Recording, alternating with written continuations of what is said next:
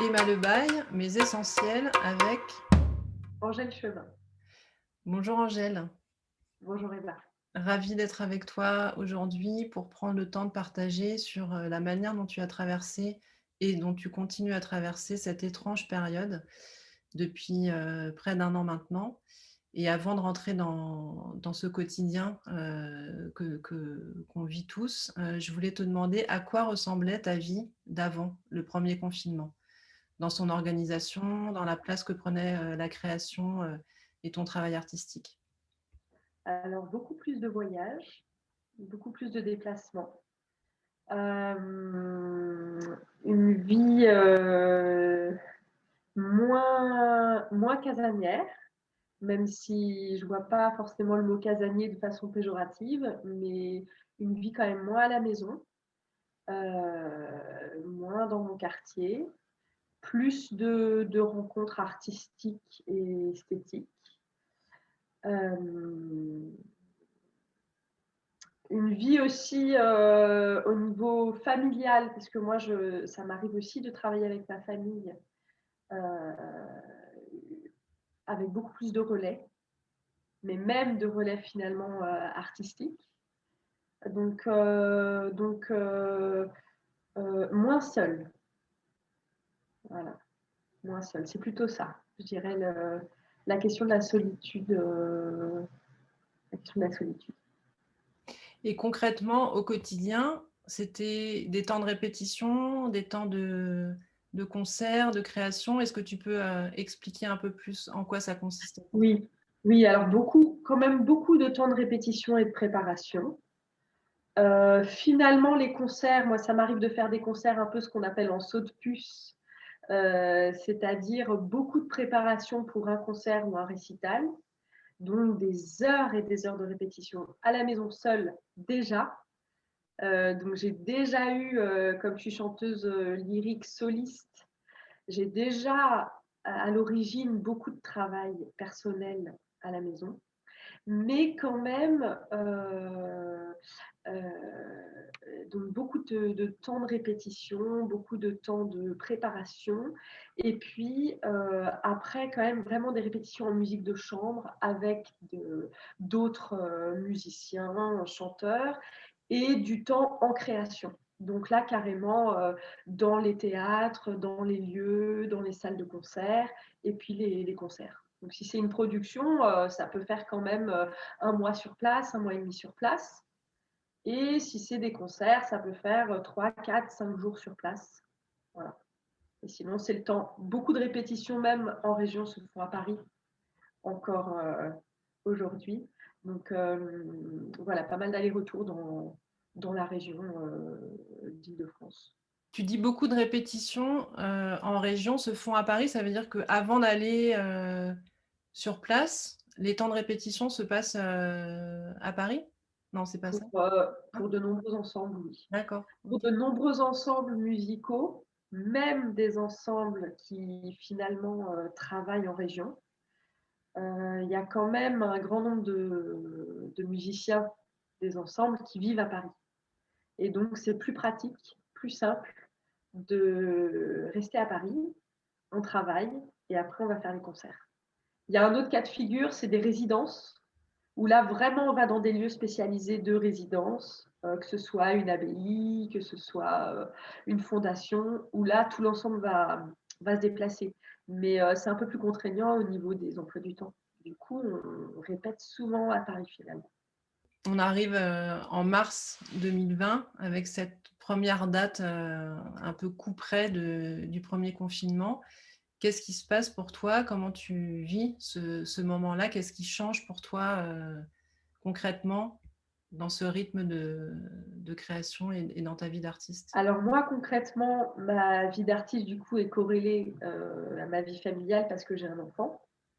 Donc concrètement, le fait de s'occuper d'un enfant à plein temps à la maison, de plus avoir aucun relais.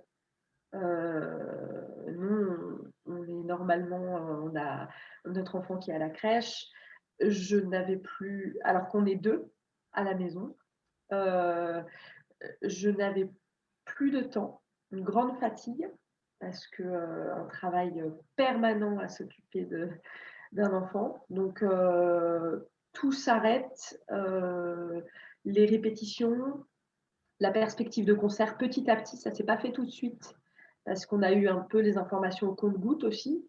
Donc j'ai eu, des répétitions annulées, des répétitions qui ont continué, et puis vraiment à la date du confinement, là, quasiment tout qui s'arrête, qui est soit annulé, soit reporté. Donc pour moi, ça a été, oui, assez difficile parce que beaucoup d'annulations finalement. Donc un peu un arrêt total et surtout moi personnellement, j'ai pas pu trop entretenir ma voix parce que j'étais très fatiguée du coup, à s'occuper d'un enfant non-stop, ce qui n'est pas non plus mon quotidien. Je m'en occupe déjà beaucoup, mais je travaille aussi beaucoup. Donc la voix, c'est quand même un instrument qui est très, très sportif, où il faut avoir une vraie hygiène de vie. J'ai une grande hygiène de vie au quotidien. Je bois peu, je fume pas. Et là, du coup, la fatigue a fait, et puis la déprime un peu certainement, a fait que pendant le confinement, on était à Paris. Là, j'ai pas du tout pu travailler. Donc pour moi, quasi tout s'est arrêté. Et c'est très dur. C'était très dur. Voilà. Et puis on était dans 1 km² de béton. Donc au début, on pouvait sortir seulement seul, même pas en famille. Je ne sais pas si tu te souviens de ça, mais en tout cas à Paris, donc c'était 1 km de béton avec tous les parcs fermés, tout fermé. Donc peu de perspectives. Voilà, peu de perspectives. Non, c'était dur. Et du point de vue de ta voix, là, ce que j'entends qui me touche particulièrement, c'est que du coup, tu la mets en veille, ne Mm. pouvant pas la faire travailler. Est-ce que ça t'était déjà arrivé avant, sur une période aussi longue? Non. Non, moi j'ai la chance de ne pas avoir eu de problèmes vocaux. J'ai jamais eu de ce qui arrive à de nombreux chanteurs, et notamment des chanteurs aussi qui sont déjà en grande carrière ou avec une grande exposition, qui chantent beaucoup, qui peuvent avoir une fatigue vocale. Moi, j'ai eu la chance, j'ai jamais eu de problème grave à ce niveau-là. Mais, mais non, ça ne m'était jamais arrivé comme ça. Ça m'est arrivé de m'arrêter 2 semaines pour vraiment reposer la voix. Mais c'était moi qui le décidais, et c'était vraiment dans le but de reposer l'instrument. Là, et c'était un repos quelque part où je vais lire, un repos où je vais me nourrir autrement. Là, c'est vrai qu'il y a eu, pour moi en tout cas, un peu un choc. Du coup, c'était même difficile de me nourrir artistiquement, ce qui ne m'arrive jamais. Et cette voix qui dort pendant quelque temps, elle t'occupe, psychologiquement? Elle veille quelque part? Enfin, elle prend quelle forme? Comment ça se passe, vraiment, intimement? Alors, moi, tous les jours presque, je me disais: «Ah, il faut que je chante. Est-ce que je chante? Est-ce que je chante pas?» Il y a aussi la question des à Paris, il y a la question des voisins. Moi, j'ai une voix quand même qui est travaillée, qui est faite pour passer l'orchestre, qui est puissante. Le travail, c'est-à-dire que c'est beau quand on chante, sur scène et qu'on fait un concert, mais quand on a tout ce travail ingrat de préparation de partition, par exemple, il y a des répétitions et des répétitions pendant des heures de certains passages, donc moi, j'avoue que j'avais aussi un peu une appréhension tout d'un coup, par rapport à ça, par rapport à la communauté en voisinage. Donc j'avais ça premièrement. Et puis tous les jours, oui, je me disais, est-ce que je chante, est-ce que je chante pas. Donc quand même, au bout d'un certain temps, je me suis mise à faire du sport de façon assez intensive pour me remettre en forme. Après, après 2 semaines, je dirais. Mais la voix, très peu. J'ai pu, à un moment, il y a les vacances scolaires et mon compagnon est instituteur, donc il est professeur des écoles, donc autant dire que pour lui, ça a été un travail énorme. Il a dû vraiment s'adapter aussi. Donc moi, j'ai pris un peu le relais par rapport à l'enfant, donc ma voix, quelque part, oui, je l'ai endormie, qui n'arrive jamais. Et donc là, on passe le premier confinement, le premier déconfinement arrive en mai. Qu'est-ce qui se passe pour toi? Est-ce que les choses bougent? Est-ce que ça se remet en route? Comment ta voix se réveille? Comment tu réveilles ta voix? Donc j'ai 2 choses, un peu personnellement et puis professionnellement. Si je parle juste, professionnellement, quasi tout s'est annulé pour moi. Donc du coup, c'était assez compliqué d'avoir une perspective au niveau professionnel, mais quelque part, ça m'a pas non plus abattue, passer le premier confinement. Parce que je me suis dit justement: «Ah tiens, je vais prendre ce temps-là aussi pour travailler sur moi». J'ai déjà, hein, cette chose-là d'avoir quand même une grande rigueur dans le travail, une grande patience. Donc je travaille toujours ma voix de façon sportive. En chant, on compare souvent ça aux danseurs. Enfin, il y a une barre d'exercice, on travaille sa voix, on la chauffe, on chauffe son corps. Et du coup, ça, personnellement, je me suis mise à et je me suis donné le temps et aussi, familialement, je me suis vraiment donné le temps quotidiennement. Là, j'ai été d'une rigueur de fer pendant toutes les vacances, scolaires jusque, septembre, à peu près septembre, octobre inclus. Et en fait, moi, je me suis préparée à des concours. Donc, ça m'a donné une perspective, les concours n'étaient pas annulés. Et je me suis mise, ce que j'avais jamais fait, je me suis mise à faire des concours internationaux.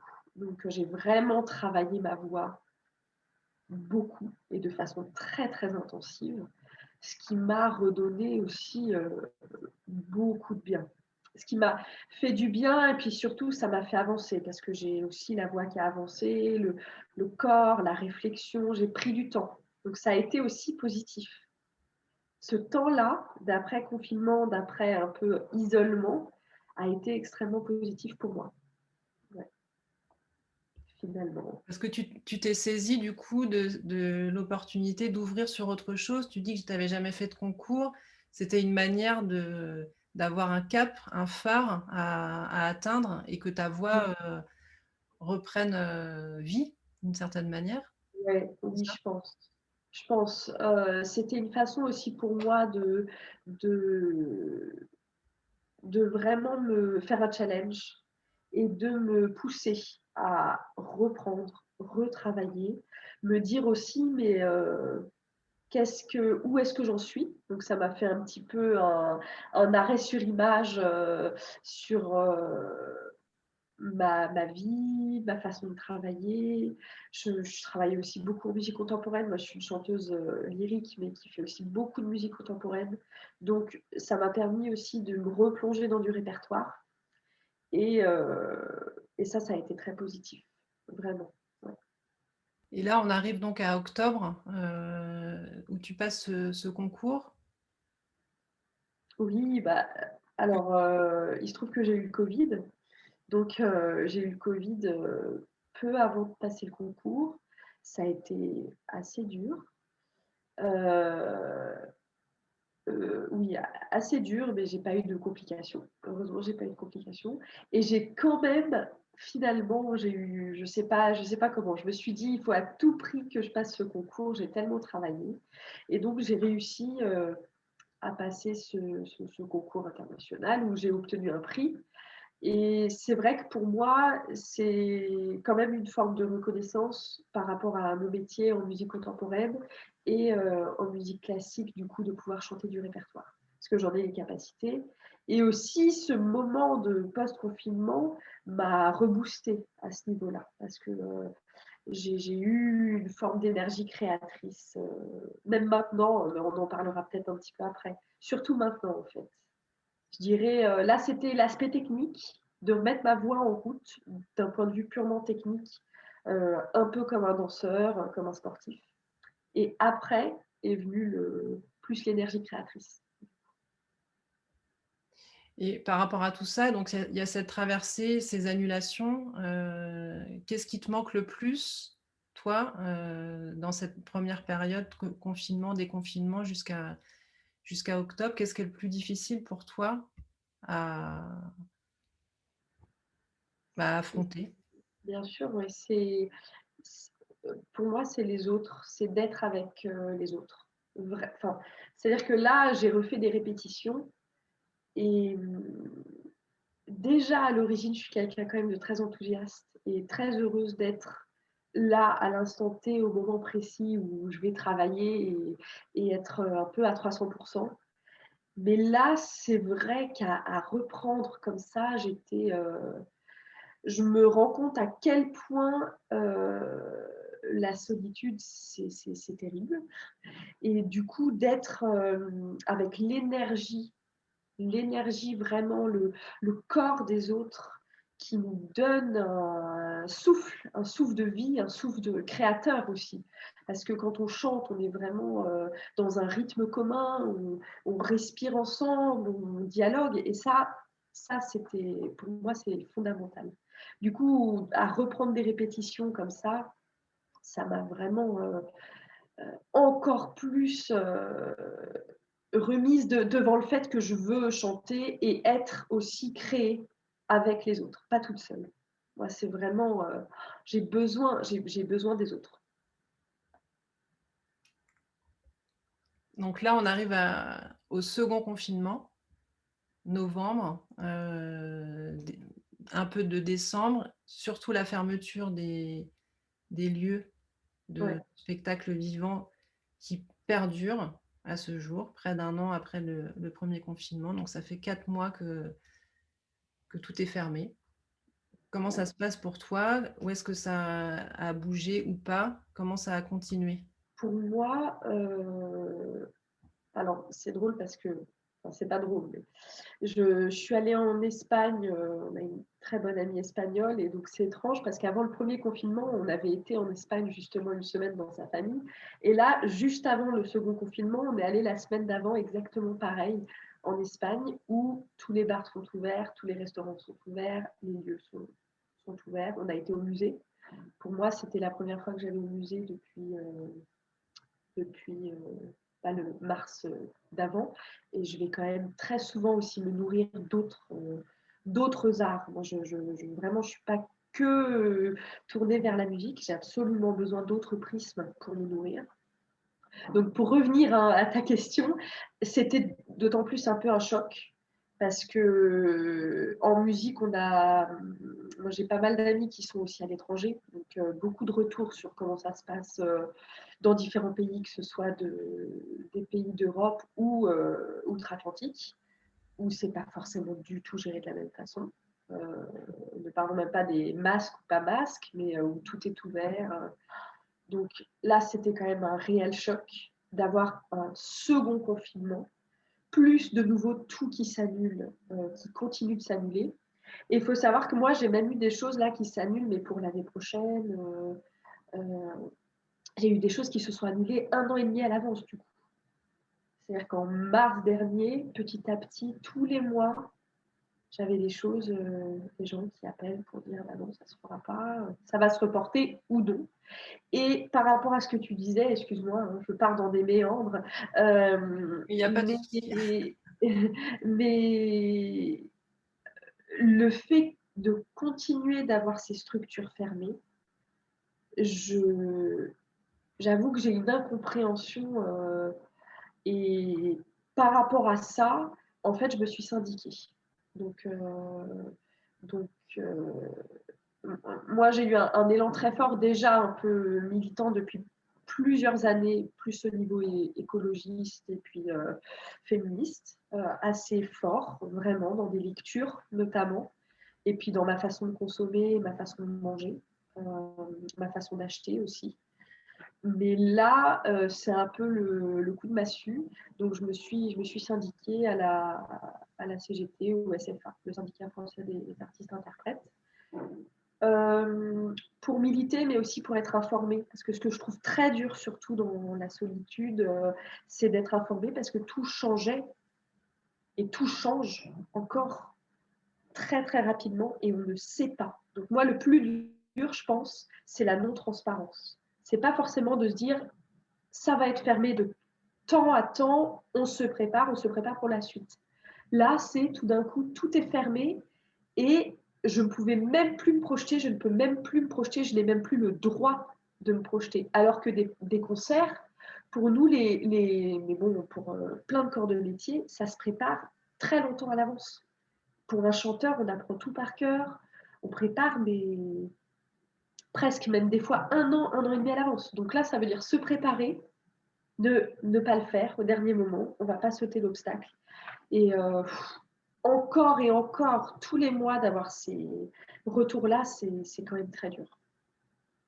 Et là, aujourd'hui, concrètement, est-ce que tu as des dates prévues pour plus tard? Est-ce qu'il y a tu as un agenda qui se dessine ou c'est encore complètement vide? C'est quand même très, très parsemé, hein. C'est vraiment, j'avais des choses pour, là.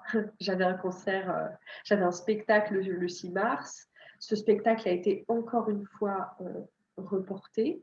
Donc finalement, il est annulé et peut-être, reporté. Et finalement, en fait, les structures commencent à nous payer nos dates. Plus de chômage partiel, voilà, ils payent les dates.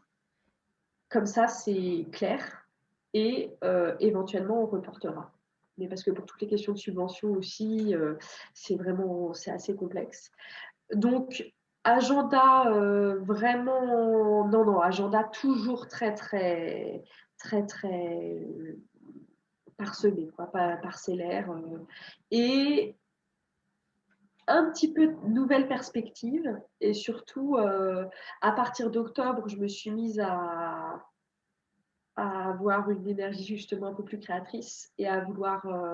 Je me suis dit, mais en fait, qu'est-ce qui m'anime et quel projet est-ce que je peux faire? Parce que même ça, c'est indépendant des questions d'argent.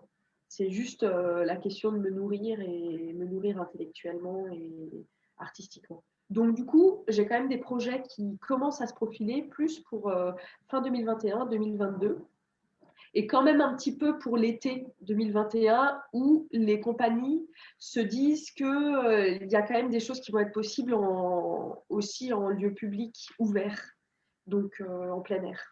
Donc voilà, j'ai un opéra, je vais chanter la Traviata par exemple, ça c'est une chance, je suis très heureuse de ça, et puis d'autres concerts un petit peu quand même. Tout ne s'est pas annulé, il y a des choses qui se créent surtout. Je vois pour 2022, 2023, 2024, on discute.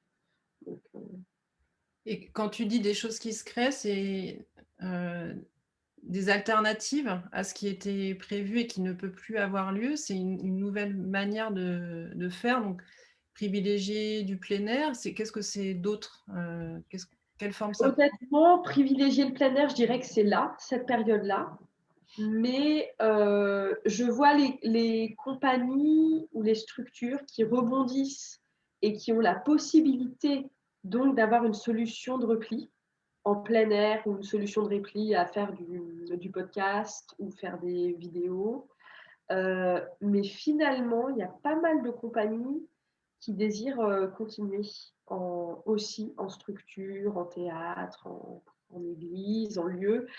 Beaucoup d'interventions aussi scolaires. Moi, là, j'en ai fait le Festival de Saint-Denis, par exemple, qui continue à faire beaucoup d'interventions en milieu scolaire, qu'il fait depuis 50 ans, hein, mais qui continue. Et ça, les compagnies continuent et se mobilisent par rapport à ça. Donc, je dirais qu'elles avaient en fait déjà aussi des solutions. Ça fait en fait des années que les compagnies font ça en région.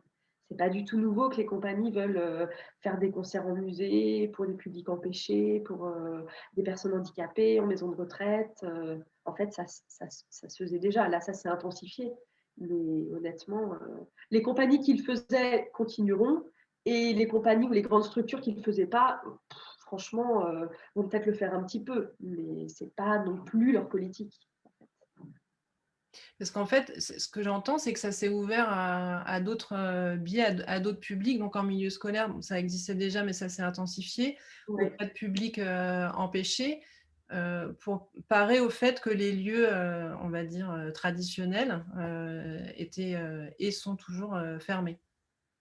Oui, oui, oui, Hein. oui, oui. Ça, je pense que oui. Mm. Il y a aussi une chose, c'est que, alors ça, c'est plus dans les lieux subventionnés. Ils ont ouvert là les répétitions possibles. Et en fait, ils accueillent que ce soit des compagnies, que ce soit des ensembles, des orchestres en résidence, pour pouvoir créer des spectacles. Donc quand même, les lieux ont travaillé assez main dans la main avec les artistes. Et juste, on va faire des créations pour plus tard, se préparer aujourd'hui pour plus tard. Mais c'est un petit peu particulier comme situation, parce que ça se trouve, on ne va pas jouer. Donc, il y a ce que tu me demandais, il y a les solutions de repli de la vidéo. Ça qui s'est vraiment développé pour le coup. Et en chant qui est pas non plus qui n'était pas très, comment dire, ça se faisait pas non plus énormément. Ça se fait dans les grands opéras avec beaucoup de moyens de faire des vidéos de la Générale, par exemple, ou de la Première, mais pas systématiquement d'enregistrer les concerts. Ce qui crée aussi des réels soucis pour les artistes, parce qu'il y a une pression qui est énorme. On n'a plus le droit à l'erreur et plus le droit aussi à la magie un peu du live. Parce que la magie du live, quand on voit quelqu'un chanter ou jouer de l'instrument, on a un peu la magie de voir la personne et pas non plus entendre tous les défauts, les imperfections. Le CD déjà, et puis aujourd'hui les enregistrements non-stop font qu'on entend beaucoup plus les erreurs ou le jeu des gens, la technique. Donc, ça crée aussi un rapport à la pratique qui est particulière. J'ai des amis, par exemple, dont on filme les doigts à 5 centimètres sur des choses très, très, très dures à l'orchestre. Elles sont comme ça, ils sont comme ça. Enfin, c'est particulier, tout en étant toujours intermittent. Et donc, si tu joues mal, on ne te rappelle pas. Donc ça précarise quand même.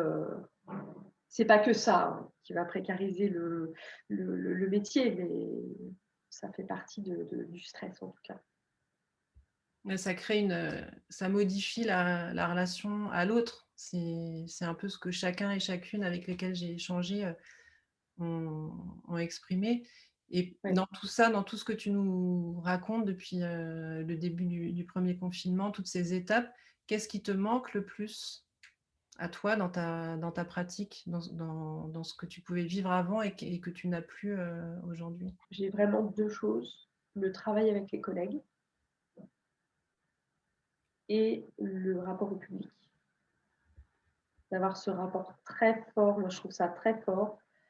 Le rapport avec le public sur scène, parce que en tant que chanteuse aussi, généralement je fais tout par cœur, j'ai pas de partition, j'ai un regard sur le public. Moi j'aime beaucoup être proche aussi du public, être dans des concerts avec une grande proximité, regarder les gens, enfin vraiment même les dérouter, à les regarder, ça j'adore.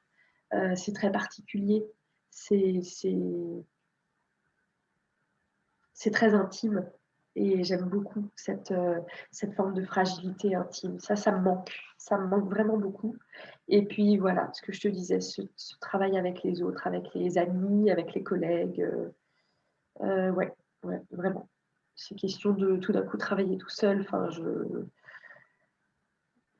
on arrive, du coup, il y a l'économie qui avait déjà un peu changé depuis pas mal d'années, mais là, on arrive, on fait de répétitions, un concert enregistré pour des œuvres super dures. Enfin, des fois, ça n'a pas de sens pour moi. Pour qui est-ce qu'on joue les quelques personnes qui regardent derrière l'écran, avec un stress énorme pour nous. Enfin, voilà, Et ce pour qui est-ce qu'on joue, c'est vraiment dans ce que tu exprimes, à la fois tu leur donnes, toi, ce que tu es venu leur apporter, mais eux, ils te renvoient quelque chose et là, tu l'as plus, ça. non, ça c'est sûr.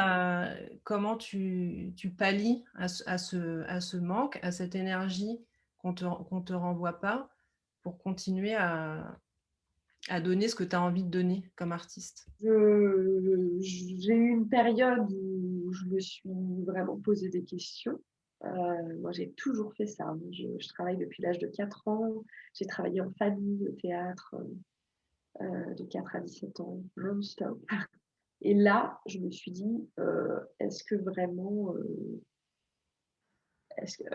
au niveau du second confinement, je me suis dit: «Est-ce que vraiment, je continue? Est-ce que est-ce que c'est faisable?» Et en même temps, j'ai quelque chose, je pense, qui m'anime à même aller dans ce cas, faire des concerts. Moi, j'adore, hein, je fais toujours aussi des concerts scolaires, ça m'arrive. Mais là, je me suis dit: «Mais même, voilà, travailler, faire que ça, faire que des concerts pédagogiques, franchement, aller mais voir des gens». Ça, c'est sûr que moi, ça me c'est en fait, je pourrais pas dire que je pallie à ça. Je le subis, mais je le subis et donc je modifie, je me modifie, je change, mais mais non, j'ai pas quelque chose qui va venir combler, qui va combler ce rapport-là au public. Ça, ça j'en ai pas l'impression en tout cas. Ça me Ça peut manque. pas se combler, Mmh. peut-être, c'est Non, ça? je pense pas, Mmh. je pense pas. Après, des fois c'est difficile aussi, hein. On fait des concerts et on n'a pas trop de retours ou alors on a enfin, donc je vais pas dire, c'est merveilleux, c'est extraordinaire, le public. Honnêtement, ça dépend. Ça dépend des situations. Mais c'est le tout autour, rapport au public, rapport au staff, dans le théâtre, les rencontres qu'on fait, les rencontres en résidence. On est souvent dans une intimité très rapidement, dans ces métiers-là. On se confie à des gens qu'on connaissait pas du tout. On va vivre des choses extrêmement intenses, en peu de temps et ça c'est irremplaçable pour moi.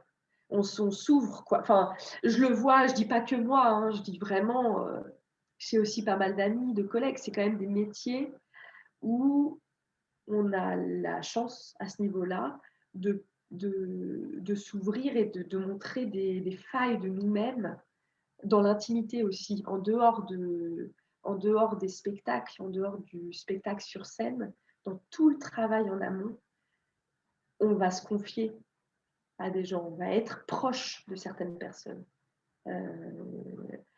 Je le vois bien en discutant avec d'autres amis aussi qui ont des métiers plus conventionnels, traditionnels.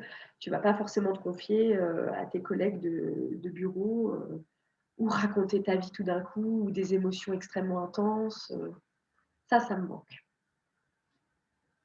Mmh.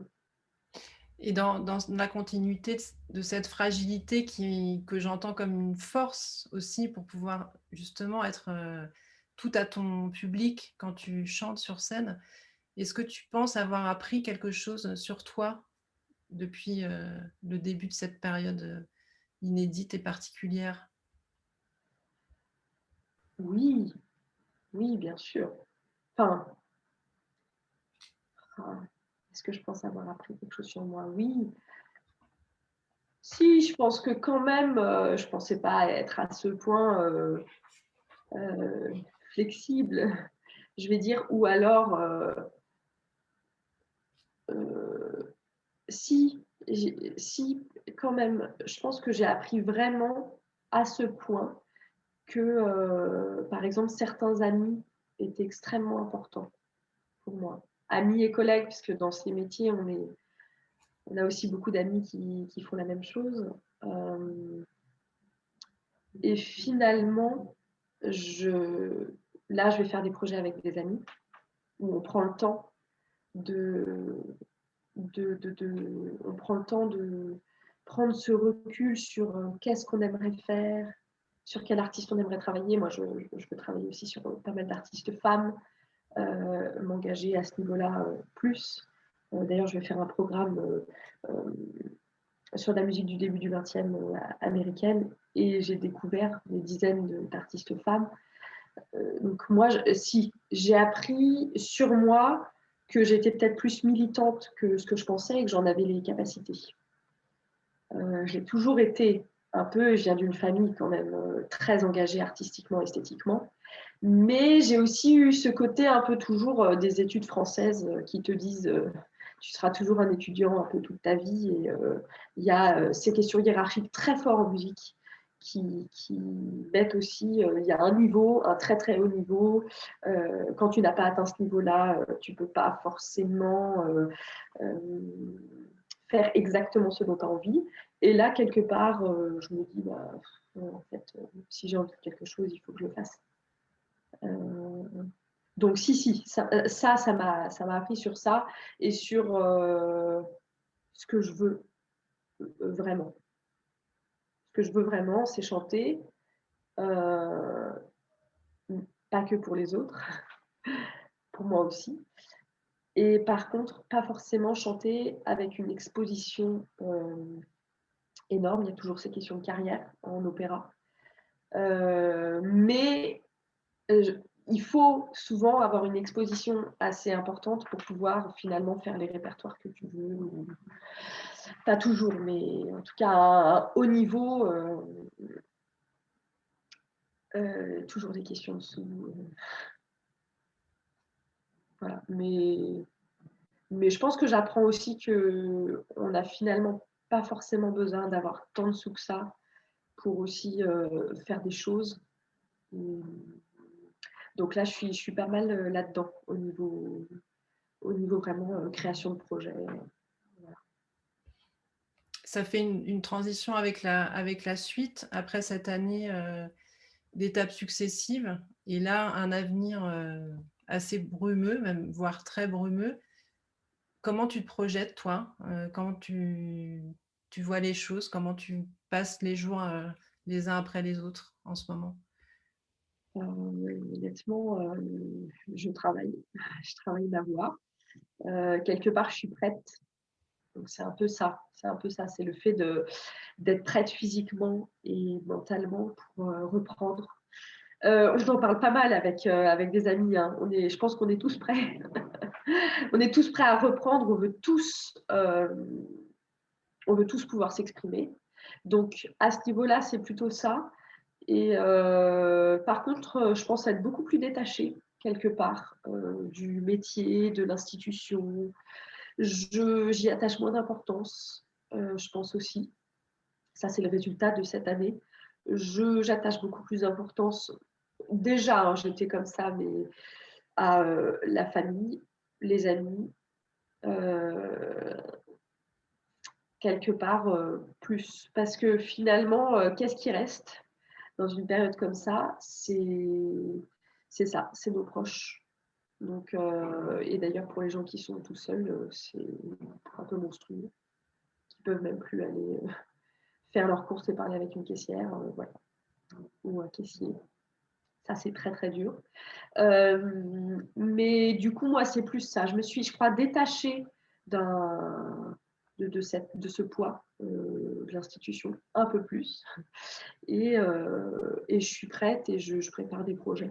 Parce que finalement, je me dis, quel que soit le prisme, en fait, je veux toujours continuer à faire ça parce que enfin, voilà, on en revient toujours à cette question-là, c'est essentiel. Les gens ne peuvent pas vivre sans imaginaire, on ne peut pas ôter l'imaginaire des gens, on ne peut pas ôter les rêves, on peut pas enlever ça. On ne peut pas enlever la pensée, on n'est pas des machines. Donc voilà, moi j'ai vraiment envie de. Finalement, j'ai eu une période un peu abattue et là, beaucoup plus militante. Je pense que c'est impossible d'effacer la mémoire des gens, d'effacer leurs rêves. Quoi. Ouais. Est-ce qu'il y a quelque chose qui te fait peur particulièrement sur la manière dont la suite peut se dérouler? Ah oui, quand même, la question des sous, moi j'ai l'intermittence, hein, donc j'ai eu beaucoup de chance et j'ai eu la chance de ne pas être enceinte à ce moment-là et pas avoir mon congé maternité ou vraiment être malade, d'avoir de congé maladie en ce moment.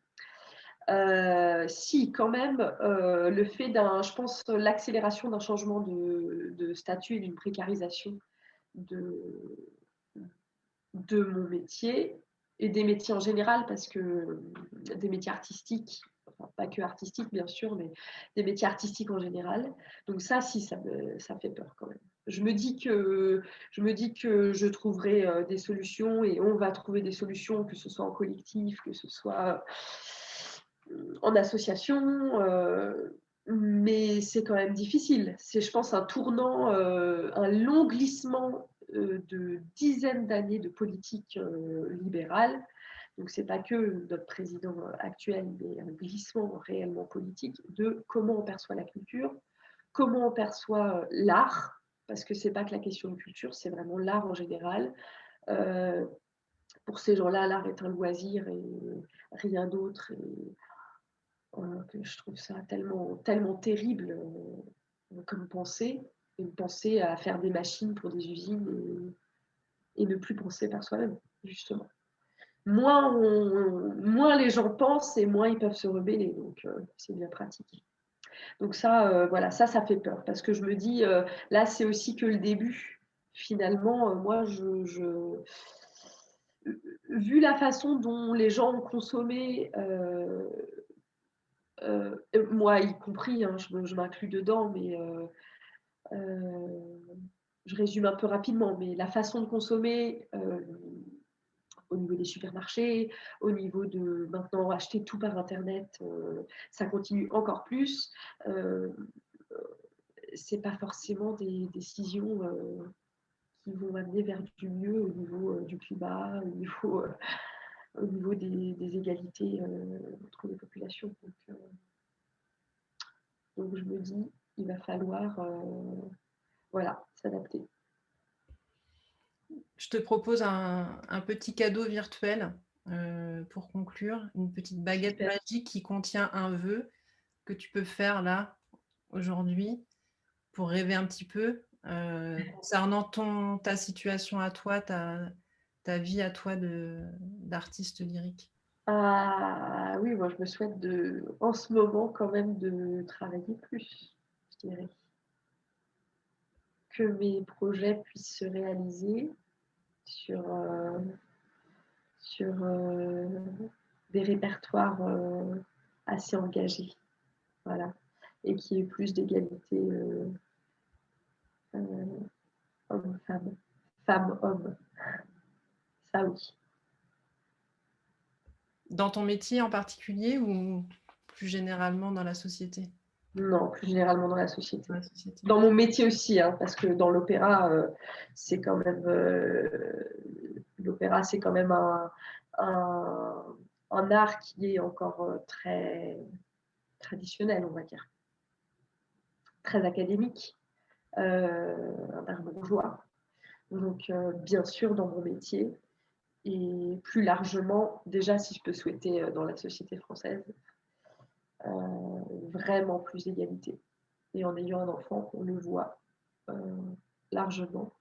Je ne parle pas de mon noyau familial, mais je parle de toute la sphère sociétale autour. Donc, ça, je le souhaite et j'y œuvre un petit peu et je vais y œuvrer plus. Voilà. Donc, pas que artistiquement pour moi, artistiquement, intellectuellement. Voilà. C'est ce qui ressort, je pense, de cette année. C'est plus seulement artistiquement. Et si tu devais choisir un visuel, une image qui serait symboliquement la plus marquante pour toi, justement pour résumer cette année, pas forcément résumer, mais en tout cas l'identifier pour toi, ce serait quoi? Alors moi, donc finalement, c'est pas un visuel artistique. Je dirais les vidéos de François Ruffin sur voilà, il y a le Allo Ruffin qui m'a beaucoup accompagnée pendant le premier confinement notamment. Donc le visuel, ce serait sa cuisine blanche et rouge, des carreaux de carrelage blanc, rouge, vert, un micro-ondes et cette personne à table qui parle avec plein de gens, plein de gens. Et on voit défiler voilà, des femmes, des hommes qui discutent, qui réfléchissent, qui se battent, qui vraiment se confient. Donc toute cette atmosphère-là d'une cuisine à travers laquelle on peut vraiment discuter et comprendre et découvrir des choses. Voilà. Merci beaucoup Angèle pour ce moment Merci Emma. partagé. Je te propose Merci. qu'on se retrouve, dans un an pour continuer notre échange, Avec plaisir. voir où on en sera les uns et les autres à ce moment-là, Avec plaisir. dans ce brouillard actuel, qui laisse pas passer beaucoup de de lumière pour le moment. Voilà, bah, ouais. Merci en tout cas. Merci Merci beaucoup à toi. merci.